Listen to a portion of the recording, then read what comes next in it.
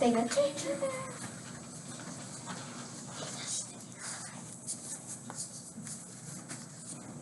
Okay. I think this was our last sentence. We get the cherry lollipop under the back seat of the Honda, 16 cars ahead on the highway during rush hour traffic. That's a good nose. We get things humans can't even dream of getting. We're the ones who find the miracle earthquake baby cuddled in her crib under tons of rubble.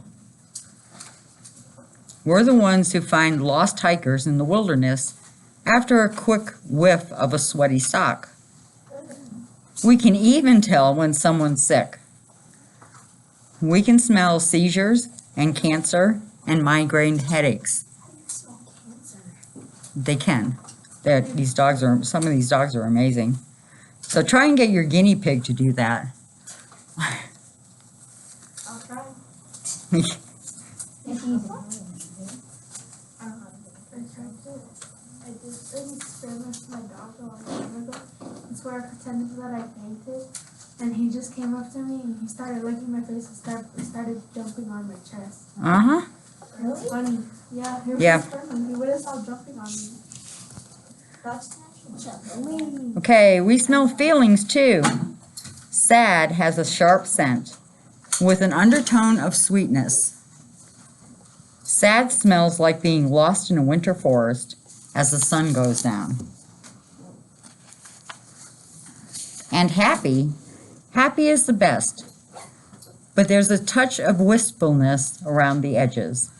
Happy smells like bacon ice cream, served up in an expensive leather shoe.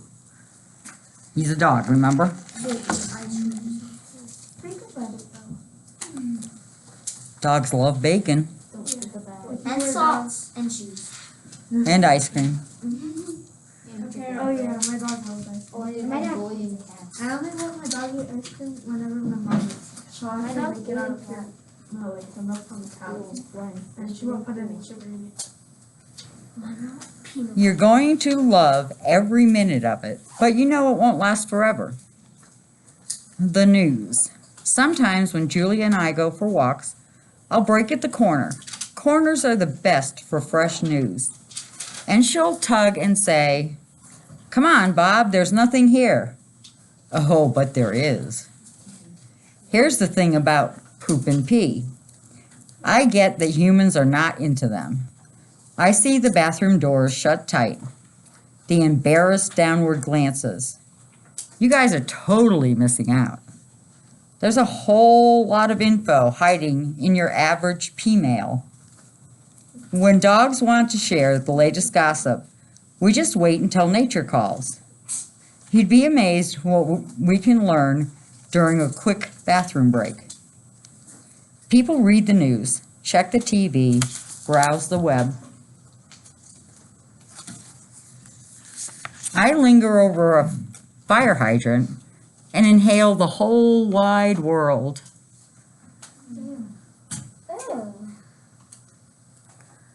My ears, by the way, are almost as remarkable as my nose. I pick up on all kinds of things humans can't hear.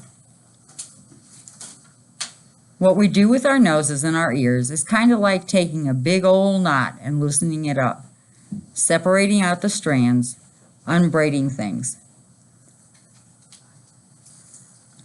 People smell a reeking pile of trash in a dumpster. We smell a dollop of cream cheese, a hint of peanut butter, and a smattering of Fruit Loops.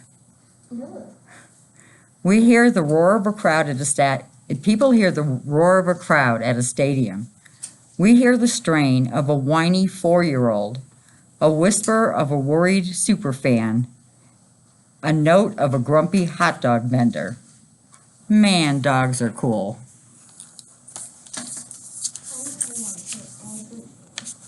Snickers.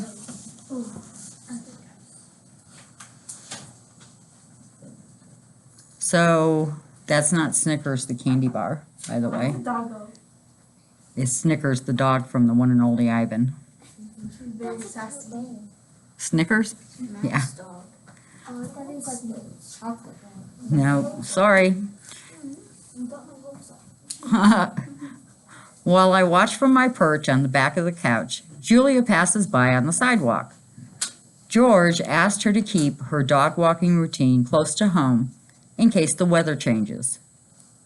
She's wearing a shiny purple raincoat and leading 3 dogs, a big, goofy mutt named Winston, a timid dachshund named Oscar Mayer, and her, Snickers. An old nemesis of mine, Snickers is a fluffy white poodle with delusions of grandeur, a big, snooty pain in the puffball. Oh, that pooch drives me crazy. Our mutual dislike goes back to my early days as a stray. Snickers was a fancy, pampered, sleep on a pink satin pillow kind of gal. Her owner, Mac, ran the mall where I lived with Ivan and Ruby. That's where I first encountered Snickers. She teased me, she teased me mercilessly and breathed the fuzzy facade. I always suspected there was a little, I don't know, spark there? Anyway, after the mall closed down, Snickers, being Snickers, landed on her feet. Mac married an old widow lady with more money than sense, and she doted on the ridiculous poodle. Mac's too lazy to walk Snickers himself, so he hired Julia to do it. "Looking good, Snick baby," I called out the window. She gave me her curled lip, squinty-eyed face, which, come to think of it, is pretty much how she always looks. As usual, Snickers is dressed to the max. She's wearing a pink poncho, a sparkly rain hat, and teensy pink boots. "Those boots are made for mocking," I added for good measure. It feels good to give her some grief, but before I can really relish the moment, another annoying acquaintance of mine appears.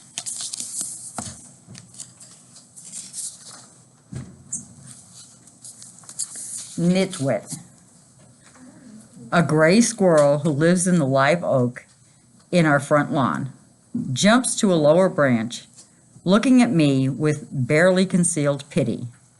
I hate pity, especially the barely concealed part. "I don't know why you taunt her," he says. "You're hardly in a position to talk, Bob. You are Snickers. Come over to the window and say that. So you can what, drool me to death?" "Are you aware that my best friend is a gorilla?" I asked. "You would make fantastic ape chow, dude." Nitwit reaches for a dangling acorn and yanks it free. I thought gorillas were vegetarians. What? They are. Supposed to be. "Ivan eats termites," I say. "He might make an exception for you. Face it, Bob, you're soft. You're one step away from your own pink rain boots." "He has a point," said Minnie, one of the family's guinea pigs, from her cage next to the TV. "No, he doesn't," said Moo, her cage mate. "Yes, he does," Minnie squeaks. "Doesn't, doesn't." Minnie pauses. "Wait, you tricked me." The guinea pigs rarely agree on anything. Nitwit leaps over to the window ledge, acorn in paw. He presses his tiny twitchy nose to the screen. "You couldn't last a day out here, Bob. Some of us have to live by our wiles." "Hey, I lived on the street longer than you've been alive." Nitwit nibbles his acorn. He's quite the prissy eater. "Whatever you say, Bob." "I say scram." "Fine, hint taken. Anyway, storm's en route. I should be stocking up on my nut stash while I can. Nutwit gave me a wise guy look. That's how you do it in the real world. He scampers off with an aerobic flourish. Squirrels never do simply jump when a quadruple backflip cartwheel is an option. You're full of it, I say to nobody in particular. We're full of it, says Minnie. Yes, we're extremely full of it, says Moo.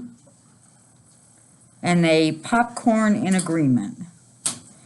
Guinea pigs hop up and down when they're happy. It's called popcorning. It's totally ridiculous. You're happy, you wag your tail like a real mammal. I'm not soft, I muttered, nosing my protruding belly. I leapt, with effort, off the couch. Then I head to the bathroom for a good long drink of water from the water bowl of power. You guys know what that is, right? Yeah. Toilet paper? Toilet bowl? Yeah. I know Nutwit has a point. I've become a creature of habit, spoiled after a stretch of being my own dog. For a long time, I was Bob the Beast, cunning and streetwise. As a stray, I lived off leftovers at the mall, while Snickers dined on her fancy pants kibble. Man, how I love that cotton candy stuck to the floor. Ugh. The unexpected UFO. The ends of ketchup-covered hot dogs scattered under the bleachers like, I don't know, big toes or something. Ivan offered to share his gorilla food with me, and Stella and Ruby were always ready to pass along a carrot or an apple. But I refused. I needed to stay in shape, stay tough, stay true to my nature. What? Was he gonna play a sport or something to get in shape? Yeah, like a birthday. I doubt it. He's gone soft and mushy. Ew. What, you felt that? Okay, so maybe every now and then I sneaked a banana chunk from Ivan's breakfast. But then things changed. I became civilized, domesticated, a pet. Don't get me wrong. There are definitely some perks. Julia, who is an artist, painted my name on a food bowl. She gave me this wonderfully mushy blanket, the kind where you can bed boogie forever till it's squished to perfection, and you curl up just so. I love that blanket, but I simply cannot sleep without No Tag, Ivan's raggedy old toy gorilla. Of course, just when I get my blanket No Tag imprinted with the right amount of "Oh, da Bob," Julia's mom does the unthinkable. Puts them in the washing machine and removes every last bit of me. There are other indignities I tolerate. The daily walk is a tug-of-war after going stringless my whole life. The attempts to train me, like that'll ever happen. The kissing and the cuddling. Well, the cuddling's okay, I suppose. But the kissing I just don't get. If you want to kiss your dog, why not just give him a big old lick on the face and be done with it? Anyway, so what if I've gotten a little spoiled, a tad soft around the edges? There's a difference between being soft and being afraid, being a coward. Too bad I know the truth. I'm both. When Julia returns from walking her charges, I race over and give her a good old Bob-style hello. Lots of yipping and twirling, followed by some attempts to jump into her arms. Humans love that stuff. Julia looks at me sternly and says, "Robert, down." Robert. She calls him Robert when she's mad at him instead of Bob. Because Bob is a nickname for Robert. What? Oh. What? See, look. Yeah. Short for wrong. Wait, I thought it'd be Rob. Sometimes some people do use Rob, but a lot of people use Bob. I left some more because I'm determined to convince her I'm incorrigible, untrainable. It's part of my charm, my bobliness. Down, she says again. From her coat pocket, she pulls out her little metal clicker along with some treats. I hate that clicker. It's meant to help train me, but it's like a cricket bully. Here's the theory. I do something right. Julia clicks, gives me a treat. The click tells me when I'm behaving, and the treat reinforces it. If that happens enough, before your very eyes, I'm supposed to transform into a good dog. Well, it ain't that easy. Down, Bob, Julia tries again. I want a treat, but not enough to cave. So I opt for a play bow, a compromise. Julia sighs. You are definitely a challenging student. To my annoyance, she puts the treat back in her pocket. I think Julia may be onto me. A while ago, Julia got it in her head that I needed to improve my manners. We went to a dog training class. I wasn't really into the whole sit and stay and do the tango stuff. The worst command of all, the truly inexcusable, only a human could come up with it. Order, leave it. Leave it means walk on by, Bob. Sure, there's a piece of bacon just inches from your drooling pie hole. But do me a favor and just pretend it's not there, okay? Not okay. Where I come from, you never pass up a free meal. UFO drops on the carpet, it's mine. And I'll be chowing it down before you can say, where the heck is my meatball? That was meatball. Oh. Within minutes, I was accused of being an under-motivated student, which is totally unfair. I'm highly motivated. Just show me some cheese, please. Anyway, I may or may not have been a little unruly. Class clown stuff. Tail spinning, a little random peeing, some zoomies just for show. Class, you see that crazy dashing around he's doing? The teacher said, pointing at me with an accusing finger. We call that FRAP. Frantic Random Activity Period. She pulled Julia aside. He's a smart dog, she said, but he's messing with you. Which is true. I hated getting caught in the act. I thought I was more subtle. Bob needs to know who's boss, said the teacher. He needs to see you as pack leader. Give him some time. I see this a lot in former strays. Takes them a while to trust people. Like forever in my case. As we left the class early, I yelled, "So long, suckers," to my classmates. Couldn't help but rub it in a little bit. I suppose the reason for the training stuff isn't my bad manners, although they leave a bit to be desired. It's my car thing. I've always had a hang-up about cars and trucks.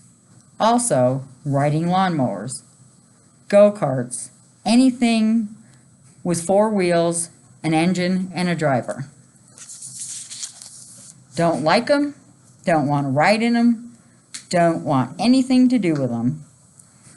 Those co-pilot dogs with their heads hanging out the window, flying their drool flags. Boneheads. First of all, it isn't safe.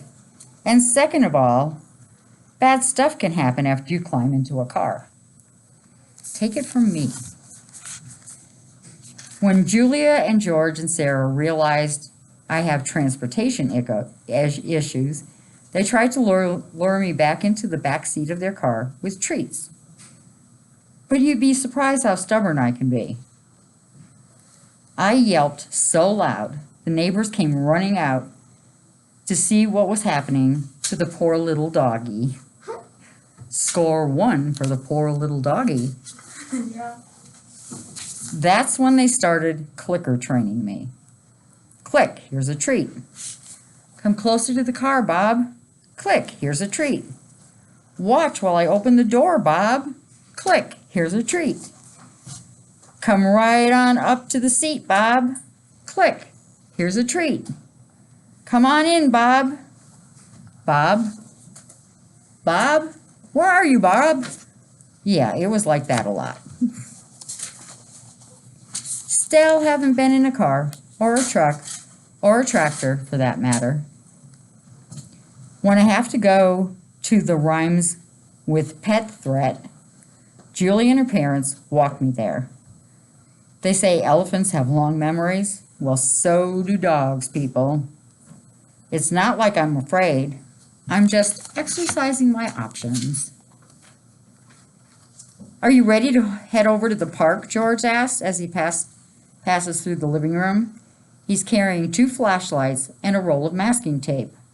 Yep, Julia says, and I do a head tilt to show that I'm intrigued by the conversation. The place where Ivan and Ruby live is called Wild World Zoological Park and Sanctuary, but everybody just calls it the park. George works at the park as head groundskeeper, which means I've got some sway. And everyone who's employed there loves Julia. Give me a minute. I just need to grab my coat, said George. Straight home after that, though, Julia, says Sarah, just in case the weather gets worse. 1 minute the weatherman's saying, we're going to have a little shower. The next minute, it's the storm of the century. Julia scratches my head. I thought Hurricane Gus wasn't coming until tomorrow. Sometimes they change course, said Sarah. They can be unpredictable. You know, George says with a wink, in the old days, they only named hurricanes after women. That's true. They all had female names. Why?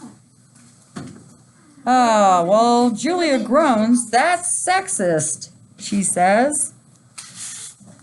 It's not just the wind that worries me about this one, George says. It's the storm surge that could be a problem.